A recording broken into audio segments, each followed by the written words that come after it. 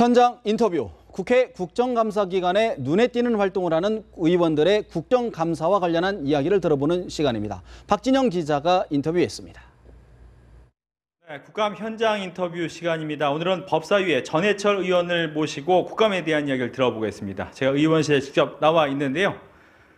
의원님 안녕하십니까? 예, 안녕하십니까? 예, 반갑습니다. 네, 국정감사 한창 준비를 하고 계신데 아무래도 구치소의 변호사 어떻게 보면 접견권이 좀 오남용되고 있다라는 부분이 있습니다. 과거 조현아 부사장이었던 거에 황제 접견 얘기도 있었는데 현황이 어떻습니까? 예, 그렇습니다. 변호인 접견권이 실제로 저희들이 자료를 확인했더니 좀 남용되고 있다고 생각을 하는데요. 구체적으로는 1년 반 정도의 기간 동안에 1000번 이상을 접견한 사람이 8사람이나 있었습니다. 가장 많이 한 사람은 2500번 정도의 1년 반 기간 동안 이 접견권을 활용했는데, 피고인 접견권이라는 것이 원래는 피고인이나 피의자의 권익을 보호하고 또 기본권을 보장하기 위한 이 접견권, 변호인 접견권을 인정한 건데, 이와 같이 몇 개 특정된 사람에게 변호인 접견권이 이와 같이 활용한다면 다른 사람에게 피해를 줄 뿐만 아니라 고유의 변호인 접견권의 취지에 어긋난다 생각해서 제도적 개선책 마련이 필요하다라고 생각을 하고 있습니다. 네.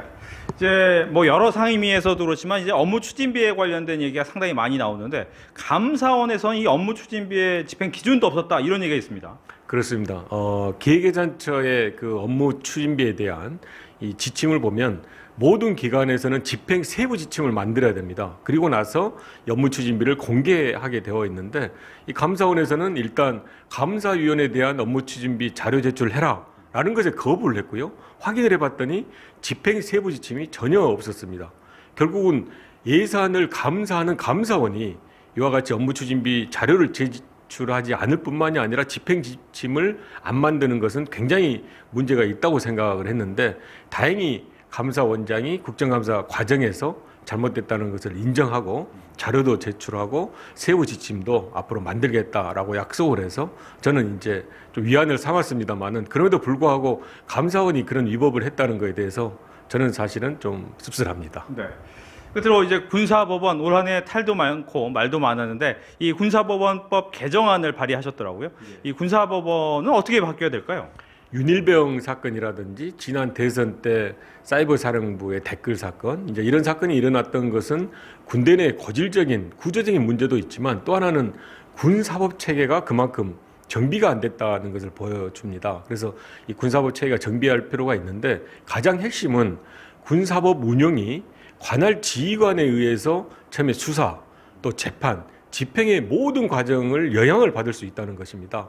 그래서 관할관, 그 사단장이라든지 그 지휘관들의 영향력 배제를 어떻게 하느냐라는 것이 이제 군사법 체계 개선의 가장 큰 강조점이고 또 해야 될 일이라고 생각을 합니다. 알겠습니다.